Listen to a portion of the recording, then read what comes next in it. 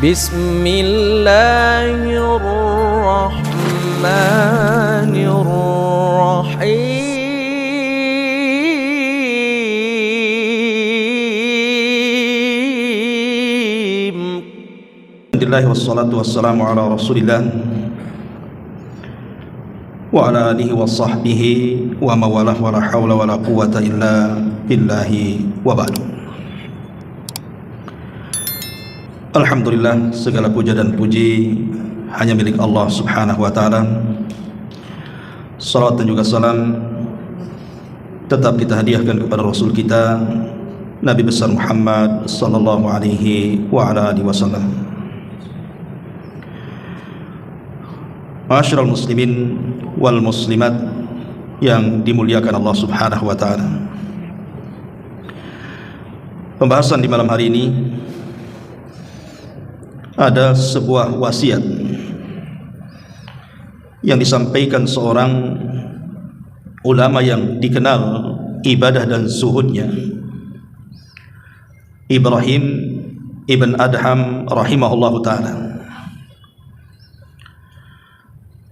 Disebutkan atau diriwayatkan dari Abu Nuaim dalam kitabnya Hilyah al-Awliya, kemudian juga oleh Ibnu Abdul Bar dalam kitabnya Jami Bayan al-Ilmi,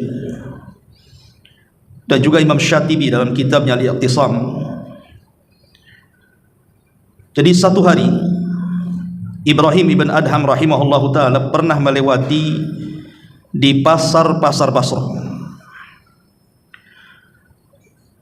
Tiba-tiba kemudian manusia pun berkerumun kepadanya, ya, karena dia seorang alim sezaman dengan Sufyan Ats-Tsauri, bahkan dia gurunya.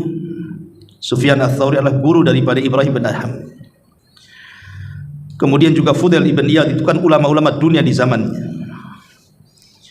Jadi manusia pun berkumpul kepada Ibrahim ibn Adham ini. Kemudian mereka berkata, "Wahai Abu Ishaq," kunyah dari beliau, "sungguh Allah subhanahu wa ta'ala berfirman di dalam kitabnya." Apa firmannya? "Wa idza sa'alaka ibadi anni fa inni qarib." Apabila hamba-hambaku bertanya kepadamu soal diriku, maka katakan aku dekat. Akulah yang mengijabah setiap doa orang-orang yang berdoa kepadaku. Kemudian ada seseorang di antara mereka mengatakan, "Wahai Imam, kami sekalian senantiasa berdoa kepada Allah subhanahu wa ta'ala, namun sampai hari ini doa-doa kami tidak pernah dikabulkan." Katanya Allah subhanahu wa ta'ala merintahkan agar berdoa kepada Allah. Kami pun berdoa kepada Allah, tapi rasanya doa-doa itu tidak pernah dikabulkan Allah kepada kami. Apa jawaban Ibrahim ibn Adham ini? Beliau memberikan 10 wasiat yang sangat bagus sekali, dan ini bekal untuk kita. Beliau menjawab, "Ya ahlal Basrati, matat qulubukum fi asyrati asyam." Wahai penduduk Basrah, sungguh hati kalian telah mati pada 10 perkara. Sungguh hati kalian telah mati pada 10 perkara. Kemudian beliau menjawab, "Awwaluha," yang pertama, "Araftumullaha wa lam tuaddu haqqahu." Kalian mengenal Allah subhanahu wa ta'ala, tapi kalian tidak pernah menunaikan hak-haknya. Ats-tsani, yang kedua, "Qara'tum kitab Allah wa lam ta'malu bihi." Kalian selalu membaca Al-Quran, kitab Allah, tapi kalian tidak pernah mengamalkan isinya. Watsalisu, dan yang ketiga, idda'aitum hubba Rasulillah sallallahu alaihi wasallam wa taraktum sunnatahu. Kalian mengaku cinta dengan Nabi sallallahu alaihi wasallam, tapi kalian.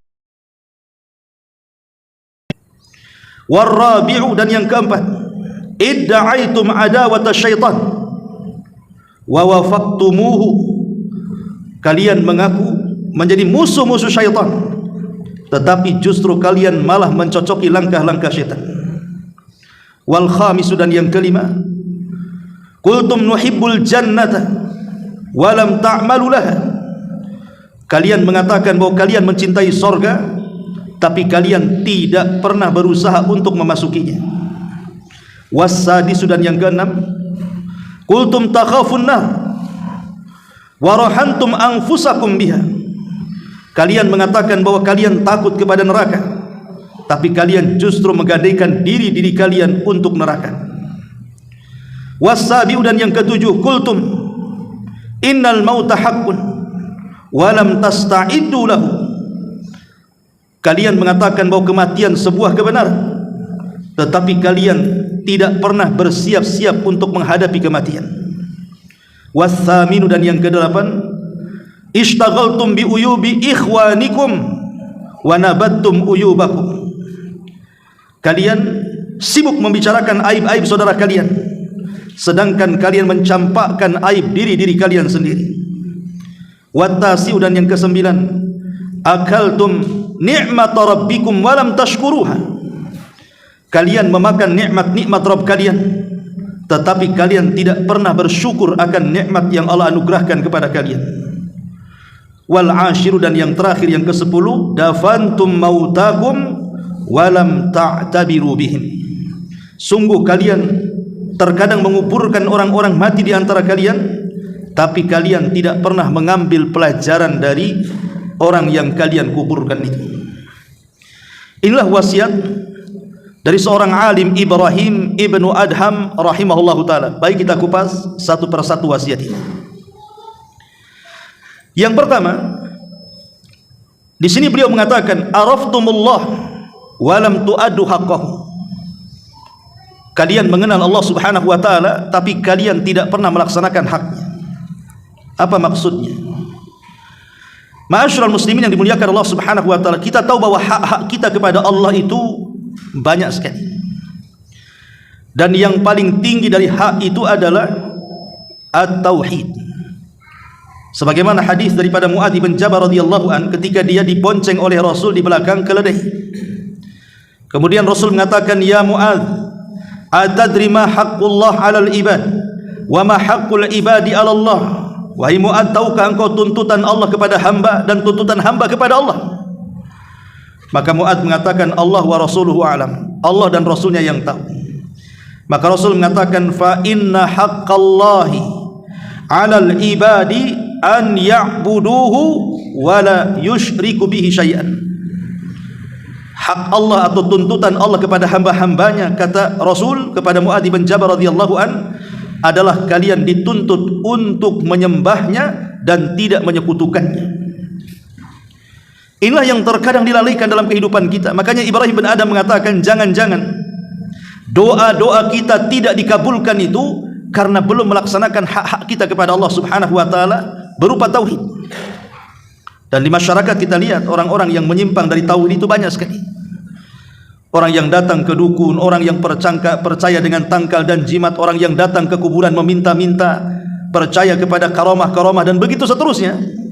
Maka ini semua penghalang doa kita kepada Allah Subhanahu wa taala. Maka kalau doa-doa kita ingin diterima, tauhidkan Allah, jauhi sesembahan selain daripada Allah Subhanahu wa taala alias kesyirikan. Ini yang pertama. Kemudian yang kedua, kata Ibrahim bin Adham rahimahullahu taala, kalian membaca Al-Quran, tapi kalian tidak pernah mengamalkan isinya. Makanya penting mempelajari Al-Quran itu bukan hanya mempelajari bacaannya saja. Karena bagaimanapun fahmul hudud khairun min fahmil huruf. Pemahaman kita kepada batasan-batasan Al-Quran atau isi daripada kandungan Al-Quran itu jauh lebih baik dibandingkan hanya mengenal huruf-huruf dalam Quran saja. Makanya Syekh bin Baz rahimahullahu taala mengatakan, ketika menjelaskan tentang apa sih hikmah Quran diturunkan, maka beliau mengatakan, annallaha anzalahu litashri'i wa bayanil ahkamil lati yalzamul ibad an yaqumu biha, fallahu anzalahu la liyubayyina lahum ma yakunu fi akhir zaman aw ma yakunu fi kadha aw ma jara aw li mu'jizati ilmiyati yastanbituha an-nas min dhalika laisa hadha huwal maqsud, wal maqsudu min inzali kitabillah an ya'laman nas ahkama dinihim wa ma syara'a Allahu lahum wa ya'rifuhum atau wa yu'arrifuhum bi rabbihim wa sifatihi wa asma'ihi wa bihaqqihi ala ibadihi jalla fi'ula. Kata Syekh bin Baz rahimahullahu taala, sesungguhnya Allah Subhanahu wa taala ketika menurunkan Al-Qur'an itu diturunkan sebagai syariat dan menjelaskan hukum-hukum yang harus dilakukan oleh hamba-hambanya. Allah tidak menurunkan hanya untuk menjelaskan apa yang terjadi di akhir zaman atau apa yang terjadi dengan ini dan itu, termasuk juga bukan hanya sekedar menceritakan tentang mukjizat-mukjizat ilmiah saja dari mukjizat para nabi. Bukan itu maksudnya, kata beliau.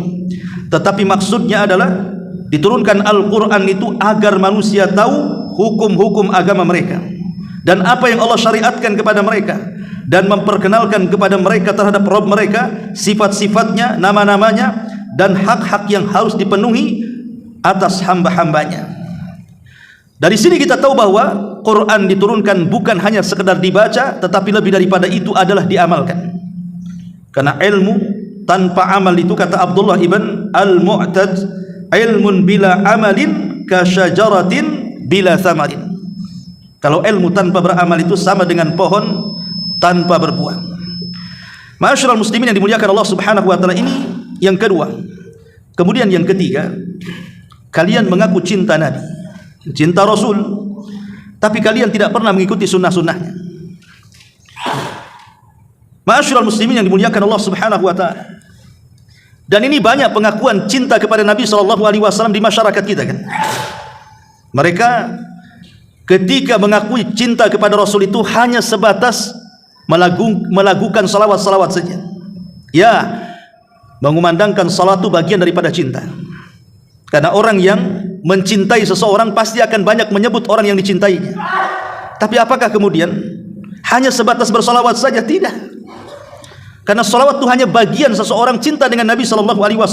Lebih daripada itu, pengakuan cinta Nabi SAW itu tertuang ketika dia betul-betul menolong dalam kehidupannya akan sunnah-sunnah Nabi-Nya. Artinya menghidupkan sunnah-sunnah yang sudah tidak ada.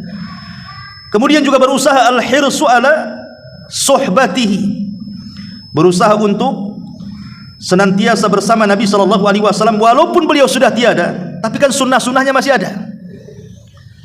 Makanya ada istilah para ulama itu, banyak orang yang kemudian mengaku mencintai Laila, tapi Laila berlepas diri dari cintanya. Sama dengan banyak orang yang mengaku cinta kepada Rasul, jangan-jangan Rasul pula berlepas diri cinta-cinta kita, karena tidak sesuai kecintaan yang diajarkan Rasul kepada kita.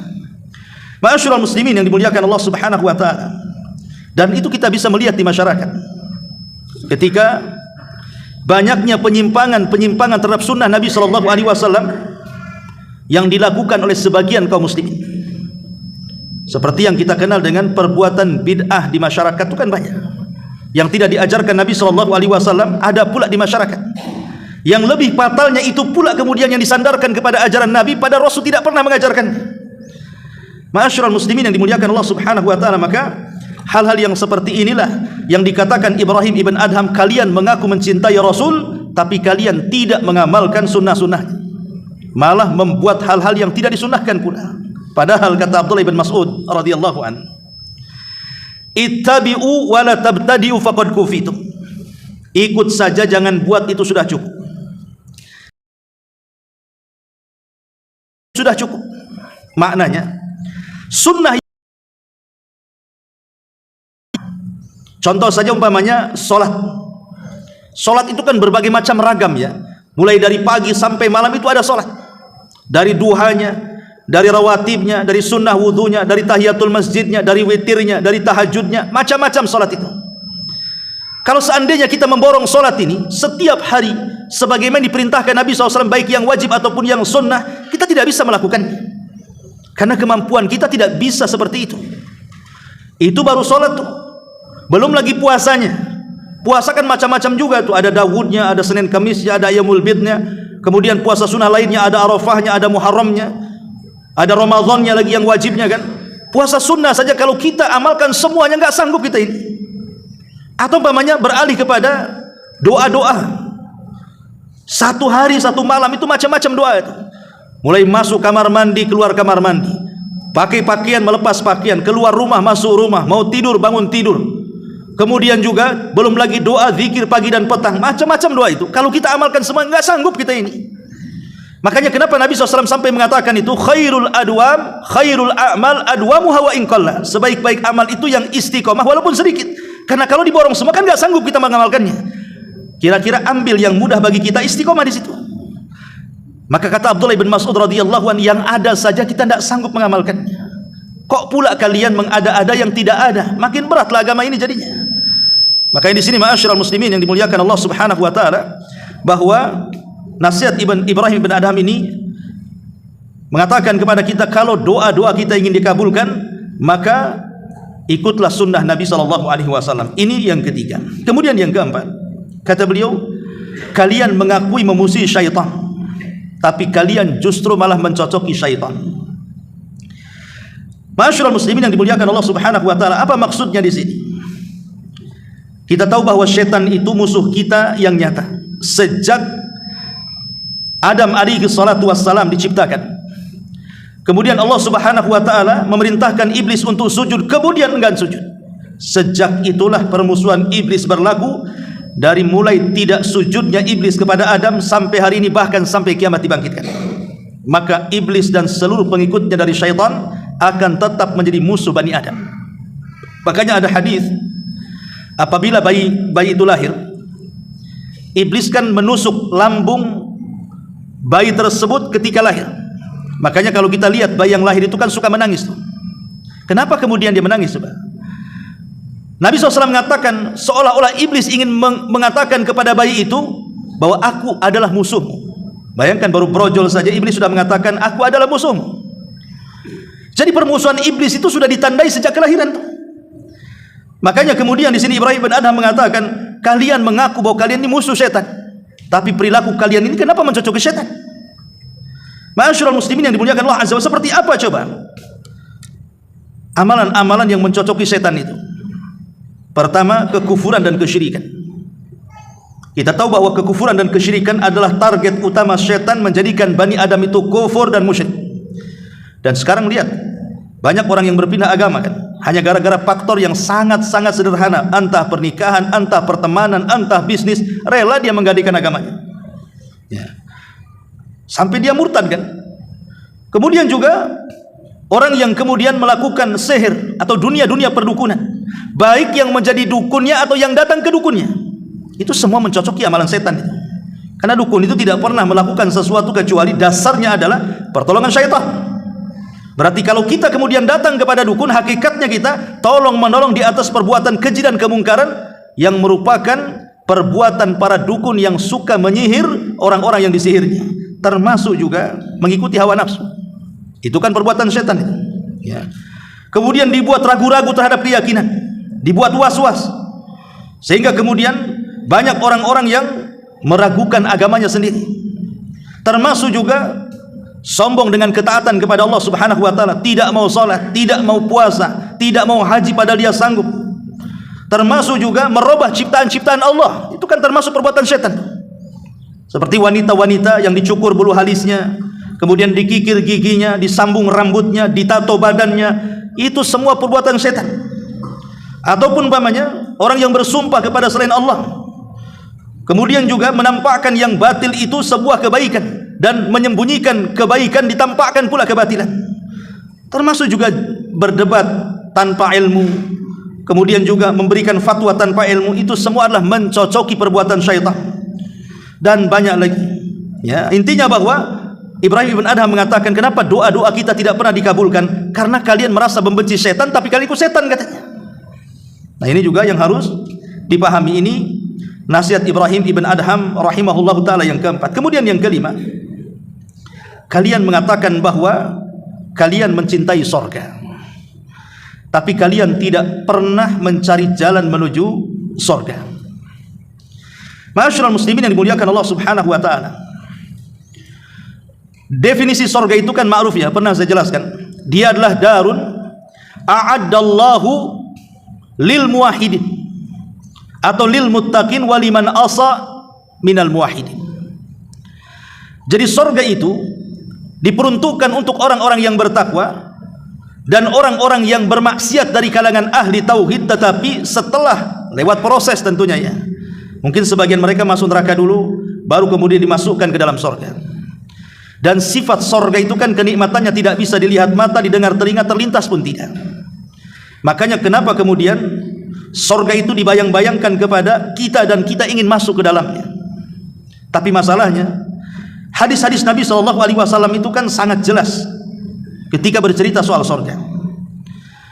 Tetapi walaupun kita yakin sorga itu ada, kemudian kenikmatannya luar biasa, tapi tak sedikit dari kita ini tidak tergiur untuk masuk ke dalamnya. Buktinya banyak orang-orang yang yakin dengan adanya sorga tapi tidak berusaha untuk mencari jalan ke sorga.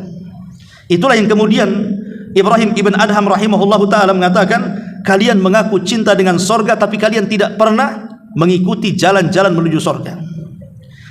Ma'asyiral muslimin yang dimuliakan Allah Azza wa Jalla, padahal amalan-amalan yang dimasukkan kita ke sorga kan banyak sekali. Saya ringkas saja ya. Pertama, iman dan juga amal saleh. Ini jalan yang paling cepat menuju sorga adalah keimanan dan amal saleh. Kemudian yang kedua, ketakwaan kita kepada Allah, melaksanakan perintah dan menjauhi larangan. Kemudian yang ketiga, ketaatan kepada Allah dan Rasulnya. Kemudian juga al-jihadu fi sabilillah, berjihad di jalan Allah, termasuk juga bertaubat. Kemudian istiqamah di atas agama Islam. Kemudian juga talabul ilmi liwajhillah, menuntut ilmu karena Allah. Seperti kita ini hari ini, kita duduk di majelis ta'lim. Kalau kita niatkan karena Allah Subhanahu wa ta'ala untuk mengangkat kejahilan dari diri kita, yang kemudian kita berniat mengangkat kejahilan dari orang lain, maka ini juga jalan menuju surga. Termasuk juga membangun masjid, kemudian akhlak yang baik, meninggalkan jidal, kemudian meninggalkan berdusta walaupun main-main, kemudian juga senantiasa di atas tohar lagi, batal wudu lagi, ataupun jalan ke masjid untuk melaksanakan sholat, kemudian memperbanyak sujud, termasuk haji yang baik, kemudian membaca ayat kursi setelah sholat. Itu juga salah satu amalan yang bisa mengantarkan kita ke dalam surga. Termasuk menjaga rawatib 12 membutuhkan, termasuk silaturahim. Kemudian juga seseorang yang asidku fil kalam, jujur dalam bicara. Kemudian juga seseorang yang senantiasa ihtisab, meminta pahala lillah wa inna ilaihi rajiun, Allahumma jurni fi musibati. Juga seseorang yang baik saat menjadi penjual ataupun pembeli. Termasuk juga ketika dia memperbanyak doa, tawakal, dan juga tidak menyerahkan rasa takut kecuali kepada Allah Subhanahu wa ta'ala. Dan banyak lagi amalan-amalan yang merupakan amalan ini bisa mengarahkan ke dalam surga. Tetapi ma'asyiral muslimin, yang Ibrahim ibn Adham ini ingin katakan bahwa ini jalan ke surga kan banyak ini. Banyak sekali loh jalan ke surga itu. Tapi banyak orang yang tidak semangat untuk melakukannya. Contoh ini satu kisah di zaman Nabi SAW. Rasul pernah mengatakan di hadapan para sahabatnya, siapa di antara kalian yang hari ini mengunjungi orang sakit? Tidak ada yang bangkit kecuali Abu Bakar. Kemudian Rasul mengatakan, siapa di antara kalian yang puasa hari ini? Tidak ada yang bangkit kecuali Abu Bakar. Kemudian Rasul mengatakan, siapa di antara kalian yang hari ini memberi makan fakir miskin? Tidak ada yang bangkit kecuali Abu Bakar. Kemudian Rasul mengatakan, siapa yang hari ini mengikuti jenazah dan menguburkannya? Tidak ada yang bangkit kecuali Abu Bakar. Bayangkan Abu Bakar ini dalam satu hari mengumpulkan 4 amalan yang tidak bisa dikumpulkan yang lainnya. Kata Rasul, siapa yang mengumpulkan 4 perkara dalam satu hari itu, wajabat lahul jannah, maka dia dipastikan masuk surga. Artinya kalau kita melihat bagaimana gaya Abu Bakar mengejar surga, luar biasa kan? Makanya Allah mengatakan, fa idza faragta fansab wa ila rabbika farghab. Jadi kalau kita sudah mengamalkan satu amalan, jangan istirahat, kemudian cari amalan yang lainnya. Disinilah kemudian Allah Subhanahu wa taala mengatakan, fa amma man a'ta wattaqa wa saddaqa bil husna fasanuyassiruhu lil yusra. Siapa yang suka memberi, faman a'ta, siapa yang suka memberi, bersedekah dengan ilmunya, bersedekah dengan hartanya, bersedekah dengan tenaganya, bersedekah dengan waktunya, karena yakin adanya surga, wa saddaqa bil husna fasanuyassiruhu lil yusra. Jalan dia ke surga itu sebenarnya sudah mudah, ikhwan. Sudah mudah sekali. Tetapi Allah mudahkan lagi. Kenapa coba? Apa namanya korelasi ayat ini dengan perkataan Ibrahim ibn Adham ini? Begini, ikhwan. Orang kalau sudah sering melakukan amalan ahli jannah, contoh namanya orang sudah bisa menjaga sholat 5 waktu, betul-betul dia jaga sholat 5 waktu itu, untuk mengamalkan yang sunnah di siang hari kan lebih mudah lagi tuh.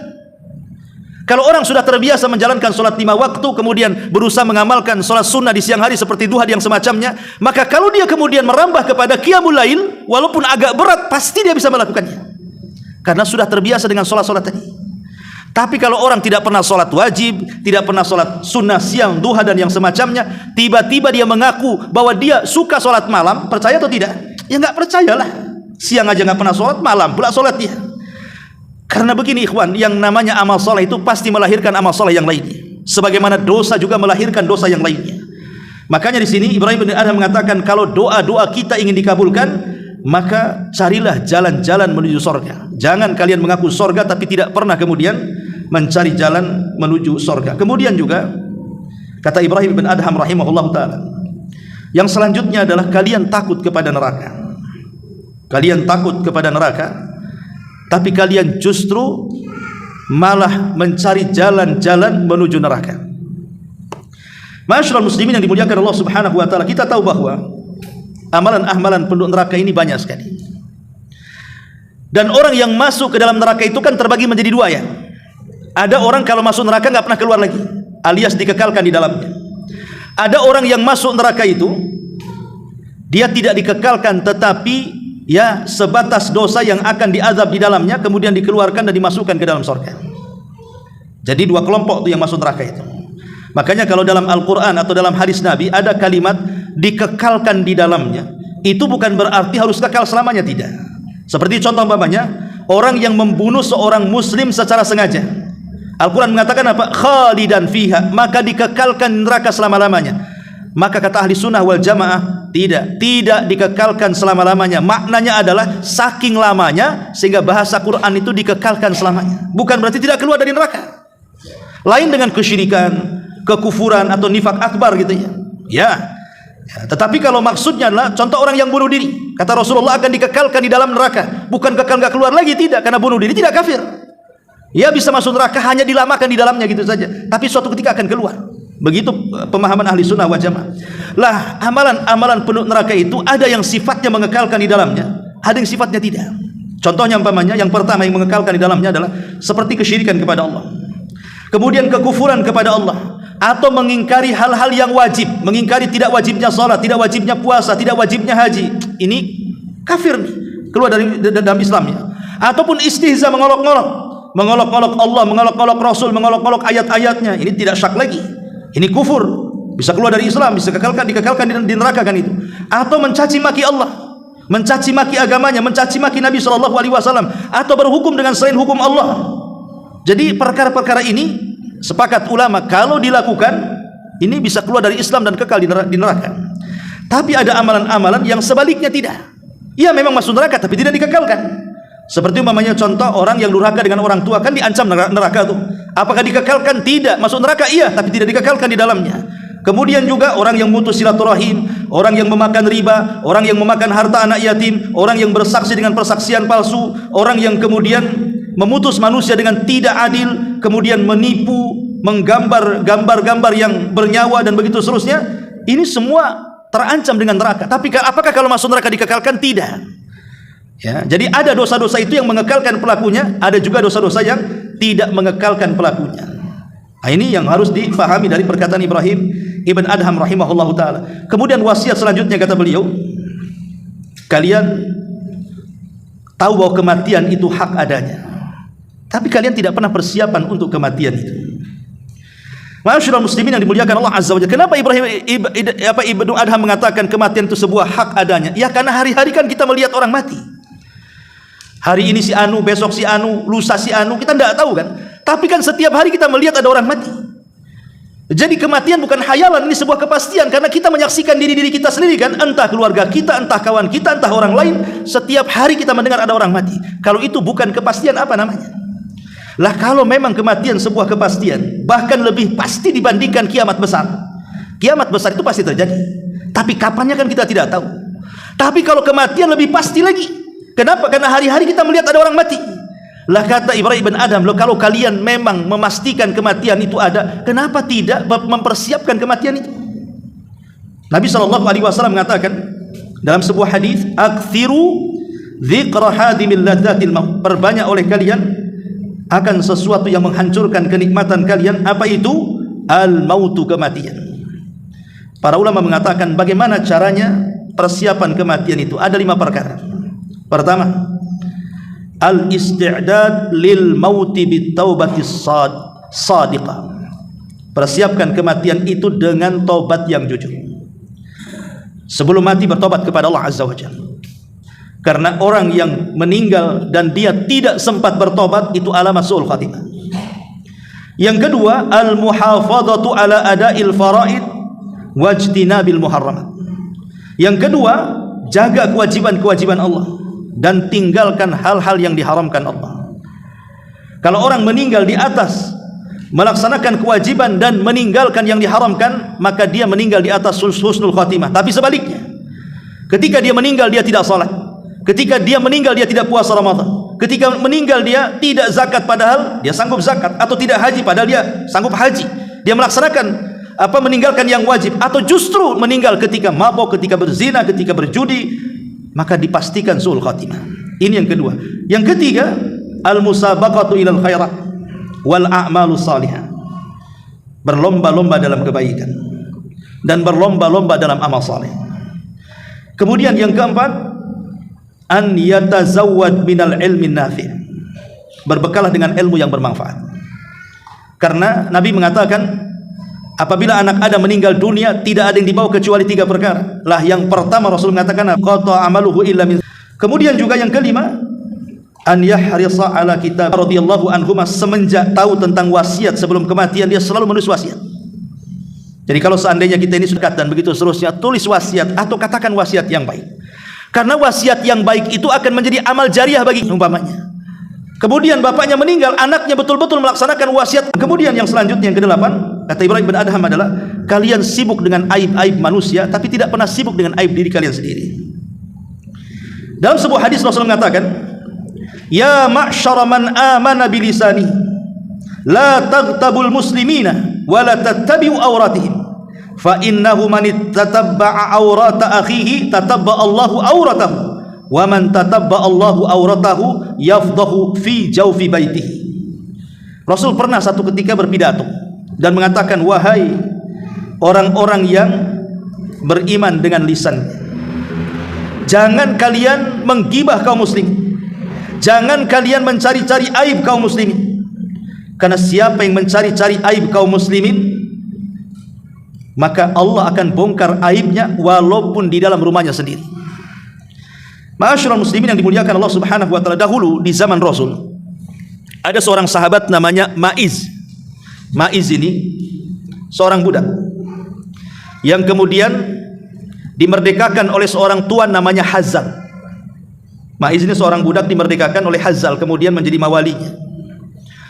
Jadi satu hari Ma'iz ini berzina dengan seorang wanita budak juga.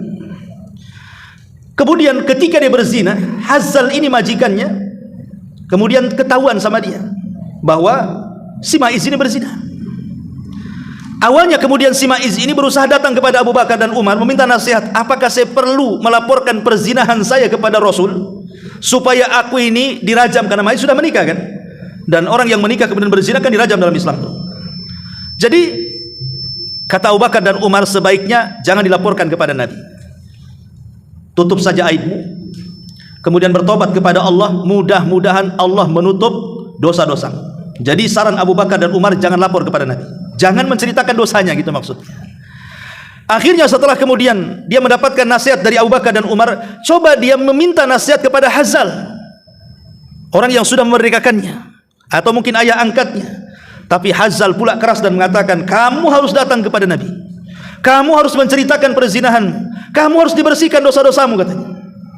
Akhirnya terpengaruh dengan ucapan Hazzal ini, berangkatlah Ma'iz ini menghadap Nabi, kemudian mengatakan, ya Rasulullah, inni zanaitu fatahirni. Rasul, aku sudah berzina, bersihkan aku, katanya. Kata Rasul, jangan-jangan kau hanya peluk-peluk saja, pulang sana, kata Rasul. Akhirnya Ma'iz memastikan kalau dia sudah berzina, tapi Rasul tetap mengatakan seperti itu. Artinya bahwa Rasul itu sebenarnya tahu kalau Ma'iz berzina, tapi janganlah kemudian dia mengungkap dosanya. Lebih baik sembunyi, bertobat, mudah-mudahan Allah terima tobatnya. Karena kalau urusannya sudah kepada hakim, pasti ditegakkan hudud. Jadi Rasul mengatakan, pulang, nggak ada apa-apa. Tapi karena hari-hari datang kepada Rasul mengatakan, Rasul aku berzina, tolong tegakkan had kepada aku, katanya. Maka Rasul mengutus sahabat, coba kau cek si Ma'iz itu, apa dia gila? Apa dia mabuk sehingga dia ngomong gak jelas, katanya. Kemudian didatangkanlah para sahabat. Rupanya Ma'iz tidak mabuk dan tidak pernah mabuk. Ma'iz juga tidak pernah gila dan tidak pernah dia senantiasa waras, tidak pernah gila sama sekali. Artinya dia tidak mabuk dan dia waras. Kalau begitu, tegaklah had kepadanya. Jadi satu hari Nabi SAW mengumpulkan para sahabat dan mengatakan, rajam dia. Kemudian Ma'iz pun akhirnya dirajam oleh para sahabat, dilempari batu. Di tengah-tengah pelemparan batu itu, Ma'iz ini tidak tahan dengan sakitnya lemparan batu itu. Gimana coba antum dilempari batu, apa nggak sakit? Sakit lah kan. Jadi karena sakit kabur dia. Jadi dia kabur lari karena tidak tahan dilempari batu, padahal dia siap dirajam, ya, dan siap dibersihkan dosanya. Tapi ketika dirajam dia tidak tahan, akhirnya berdiri lari dia, dikejar oleh para sahabat, tapi tidak ketemu. Rupanya ada seorang sahabat, saya lupa namanya, tahu persembunyian Ma'iz ini, ketangkap, akhirnya diikat di pohon, dilempari lagi sampai mati. Hal ini sampai kepada Nabi SAW. Kemudian marah, kenapa kalian kejar Ma'iz, katanya. Kenapa kalian kejar? Biarkan dia lari, katanya. Kemudian dia ngomong sama Hazal itu dengan mengatakan, ya Hazal, kenapa kau tidak tutup aibnya? Kenapa kau suruh dia datang kepadaku melaporkan dosa-dosanya? Seandainya kau tutup aibnya, itu lebih baik daripada kau suruh dia lapor kepadaku, kata Rasul. Menunjukkan apa? Bahwa kita ini disuruh untuk menutup aib orang lain. Ya, sebab kalau kita membongkar aib orang lain, itu aib kita nanti dibongkar oleh Allah Subhanahu wa taala. Karena itu ada kaedah kama tadinu tudan. Sebagaimana kita ini berusaha mencari aib-aib orang, Allah akan kirim orang membongkar aib kita. Bahkan lebih parah lagi, terkadang aib kita dibongkar. Maka di sini kata Ibrahim bin Adham, kalian sibuk dengan aib orang lain, kalian punya aib, kenapa tidak sibuk dengan aib diri kalian? Ini juga wasiat Ibrahim ibn Adham yang ke-8. Dan yang ke-9, kalian banyak diberikan nikmat oleh Allah Subhanahu wa taala, tapi kalian tidak pernah pandai bersyukur akan nikmat itu.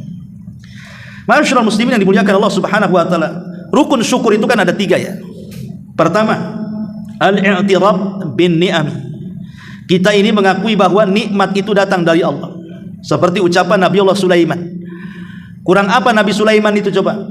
Dia raja dunia, kekuasaannya hampir separuh dunia lebih. Dia bisa menundukkan jin, menundukkan binatang, menundukkan awan, macam-macam dia tundukkan. Tapi dia mengatakan, hadza min fadli rabbi. Ini semua adalah karunia yang datang dari Allah. Itu sekelas Nabi Sulaiman mengatakan seperti itu coba. Kita ini baru sekelas pejabat, belum jadi presiden pun, baru menjadi orang kaya baru, belum sekelas Qarun pun. Tapi terkadang tidak pernah menasabkan nikmat itu kepada Allah, malah menasabkan kepada diri kita sendiri coba. Ya wajar saya kaya, saya kan, nah itu mulai itu bahasa itu. Wajarlah saya jadi pejabat, saya kan, nah, saya kan sekolah tinggi, saya kan begini. Ini kalau sudah saya, nah, ini menasabkan nikmat bukan kepada Allah namanya, tapi menasabkan nikmat kepada diri sendiri. Sombong akhirnya kan. Dan Anania mengatakan saya, ini sifat iblis. Karena iblis yang mengatakan di hadapan Allah, ana khairun minhu. Saya lebih baik dibandingkan Adam, kata iblis. Makanya Anania, kalimat saya hindarkan.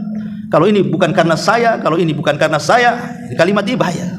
Karena kufur nikmat ini, tidak menasabkan diri nikmat ini kepada Allah Subhanahu wa taala. Maka nasabkan seperti Sulaiman menasabkan nikmat kepada Allah Azza wa Jalla. Jangan seperti Qarun yang mengatakan innama utituhu min ilmin indi. Ini nikmat itu datang dari aku, ya wajar saja aku kan cerdas. Enggak seperti itu. Ini yang pertama. Yang kedua, at-tahaddus biha zahiran ma'athani 'ala Allah. Tampakkanlah kenikmatan itu dengan senantiasa memuji Allah Subhanahu wa taala. Karena ada orang-orang itu yang bakhil bukan hanya kepada orang lain, tapi juga bakhil kepada diri sendiri. Itu ada orang yang seperti itu tuh. Jangan cerita bakhil sama orang, ya, sama diri sendiri ada orang bakhil. Padahal uangnya banyak, dia kaya, tapi pakaiannya tidak pantas. Ya, pakaiannya tidak pantas kan itu. Ada orang kaya itu kemana-mana bawa kolor. Ya, bawa kolor kan ada tuh orang kaya itu bawa kolor aja, pakainya pakai kolor aja dia. Ya kadang-kadang kalau kolornya mungkin di bawah lutut masih mending, di atas lutut kan tampak aurat itu. Padahal dia kaya, masa tidak bisa beli celana yang bisa menutup aurat dia? Ini kan masalah tuh. Ya. Kemudian juga pakai pakaian sholat asal-asalan, padahal dia sanggup loh membeli pakaian yang rapi, yang layak untuk sholat itu. Ini kan masalah ini. Ini tidak taharus bin nikmah. Padahal Allah mengatakan fa bi nikmati rabbika fahadits. Kita Kita kan disuruh hadis ya, tampakkan nikmat itu. Kita menyakiti ini kan barang Allah, bukan kita yang punya. Makanya kemudian di antara rukun syukur itu adalah berusaha kemudian sarfuha fi ta'atillah, kita berikan kepada ketaatan kepada Allah Azza wa Jalla. Kalau punya harta, ya kita sedekahkan dalam bentuk ketaatan kepada Allah Azza wa Jalla. Kita punya tenaga, ya kita gunakan untuk ketaatan, dan begitu seterusnya. Karena sebanyak apapun harta, coba lihat para pemimpin negeri kita sajalah, atau para menteri-menteri yang kaya raya, atau para jutawan yang berjuta-juta duitnya itu, setelah meninggal, pertanyaannya apakah harta dibawa mati? Tidak. Jadi warisan ahli warisnya kan. Lah ahli warisnya mati, diwariskan lagi ke ahli warisnya, dan begitu seterusnya. Sementara orang yang sudah meninggal itu dipertanggungjawabkan di hadapan Allah, dari mana kau dapatkan harta itu, kemana kau belanjakan. Sementara ahli warisnya tidak pernah ditanya soal itu, soal harta warisannya kan. Yang ditanyakan orang yang memiliki harta itu. Ma'asyiral muslimin yang dimuliakan Allah Azza wa Jalla. Maka kata Ibrahim bin Adham, kalian diberikan nikmat yang banyak tapi kalian tidak pernah mensyukuri nikmat itu. Dan yang terakhir, kata Ibrahim bin Adham, kalian suka menguburkan jasad manusia tapi tidak pernah mengambil ibrah. Salah satu syariat yang diajarkan Rasul kepada kita apabila masuk ke areal kuburan, kita disuruh mengucapkan salam, assalamualaikum ya ahlal kubur, keselamatan bagi kalian wahai penduduk kubur. Kemudian apa? Nas'alullah walakumul afiyah, kami meminta kepada Allah dan untuk kalian semoga dosa-dosa kami dan kalian diampuni. Kemudian kita mengucapkan apa? Wa inna insyaallahu bikum lahikun, dan insyaallah kita pun akan menyusul kalian. Dan begitu doa salam kepada orang yang sudah meninggal di kuburan itu. Wa inna insyaallah bikumul lahikun, dan insyaallah kami pun akan menyusul kalian. Kalau kita paham ini doa salam masuk kuburan ini kan harusnya menggetarkan iman kita. Apalagi orang-orang yang betul-betul dia memandikan jenazah, dia mengkafankan jenazah, dia mengusung keranda jenazah, dia pula yang masuk ke kuburan kan itu. Harusnya dia orang yang pertama mengambil ibrah dari situ. Tapi betapa banyak orang-orang yang menguburkan jenazah, dia pun tidak sholat. Makanya yang harusnya paling banyak mengambil ibrah itu kan orang-orang yang suka menggali-gali kubur. Tapi tidak, mereka menggali kubur itu hanya untuk mencari uang saja. Satu kuburan berapa, dapat duit, selesai kan itu. Padahal orang itu kalau dia betul-betul mengambil i'tibar dari situ, maka mereka lah orang-orang yang paling dekat dengan Allah. Kenapa? Karena dia tahu dia setiap hari disodorkan kematian. Kematian itu kan melembutkan hati. Orang yang tidak ingin mati itu tidak pernah lembut hatinya. Itu Rasul yang mengatakan. Ketika Nabi SAW mengatakan apa? Dulu kalian ziarah kubur, sekarang aku izinkan kalian ziarah kubur karena hal itu bisa mengingatkan kalian dengan akhirat. Dalam riwayat, karena hal itu bisa melembutkan hati kalian. Makanya yang keras-keras itu sekali-kali datang ke kuburan. Ya, datang ke kuburan, ziarah ke kuburan. Karena bagi laki-laki ziarah kubur itu sunnah. Harusnya antum-antum ini yang harusnya sering ziarah kubur. Kalau wanita itu tak boleh sering-sering. Karena ada hadis yang mengatakan la'anallah zawarat, dan riwayat zuwarat al-kubur. Allah melaknat wanita-wanita yang ziarah kubur. Apa maknanya? Kata Syekh Albani rahimahullahu taala, makna zuwarat atau zawarat itu diambil dari siyagul mubalaghah. Jadi yang dilarang itu yang sering ziarah, bukan tidak boleh sama sekali ziarah. Jadi wanita-wanita yang sering ziarah itu yang dilaknat. Kenapa? Karena wanita itu tidak sekuat hatinya seorang laki-laki. Mudah menangis, takutnya niyaha, kemudian meraung-raung di kuburan, dan begitu seterusnya. Makanya Islam melarang tidak boleh sering-sering ziarah kubur bagi wanita, dan boleh sekali-kali. Lah kalau laki-laki kapanpun silahkan. Ya, dan yang paling baik ziarah kubur itu seperti disunahkan Nabi malam-malam. Nabi itu kalau ziarah kubur kan malam-malam. Coba antum malam-malam ziarah kubur ke Tamyang. Itu sunnah Nabi itu. Makanya Aisyah radhiyallahu anha satu hari ketika dia tidur kehilangan Nabi di samping. Kok enggak ada ya? Diikuti sama Aisyah. Rupanya Rasul ada di kuburan Baqi malam-malam itu sedang mendoakan mereka. Ya, kuburan malam-malam. Duduk di depan kuburan itu. Takut Ustaz, ya. Ya, jangan sendirilah, rame-rame. Tapi Nabi kan malam-malam kan itu. Itu riwayatnya Rasul itu ziarah kubur malam-malam. Ya, itu banyak riwayat yang seperti itu. Tapi intinya bahwa bagi laki-laki itu sunnah, harus sering-sering ziarah kubur. Tapi kalau perempuan tidak sunnah sering-sering. Ya sekali-kali boleh. Tapi dunia sudah terbalik. Yang sering ziarah kubur pula perempuan. Laki-laki tak pernah ziarah kubur. Ziarah kubur itu karena ngantar istrinya, terbalik. Harus istri ngantar suaminya, kan gitu ya. Kan sunnahnya begitu. Nah, ini juga sunnah yang kadang-kadang sudah mahjurah, ditinggalkan. Padahal Ibrahim bin Adham mengatakan kalian ini bisa mengambil ibrah dari kematian sebenarnya, tapi banyak orang-orang yang menguburkan jenazah tidak pernah mengambil ibrah dari jenazah yang ada di hadapannya. Wallahu a'lam bishawab. Ini diantara wasiat daripada Ibrahim ibn Adham rahimahullahu taala. Saya baca secara singkat. Yang pertama, kalian mengenal Allah tapi tidak pernah menunaikan haknya. Kalian membaca Al-Quran tapi kalian tidak pernah mengamalkannya. Kalian mengaku mencintai Rasul tapi tidak pernah mengamalkan sunnahnya. Kalian mengaku memusuhi syaitan tapi kalian pula menjadi temannya. Kalian mengatakan bahwa kalian mencintai sorga tapi kalian tidak pernah beramal untuk masuk sorga. Kalian mengatakan bahwa kalian takut neraka tapi kalian justru menggadaikan diri kalian untuk masuk neraka. Kalian mengatakan bahwa kematian adalah benar adanya tapi kalian tidak pernah melakukan persiapan untuk kematian. Kemudian kalian sibuk membicarakan aib-aib orang tapi kalian tidak pernah memperhatikan aib-aib diri kalian sendiri. Kalian memakan nikmat Rabb kalian tapi kalian tidak pernah menunaikan syukurnya kepada Allah Azza wa Jal. Dan yang terakhir, kalian telah mengubur orang-orang mati kalian tapi kalian tidak pernah mengambil ibrah pelajaran dari orang yang kalian kuburkan. Wallahu a'lam. Subhanakallahumma bihamdika asyhadu an la ilaha illa anta astaghfiruka wa atubu ilaik. Allahu taala alam. Assalamualaikum warahmatullahi wabarakatuh.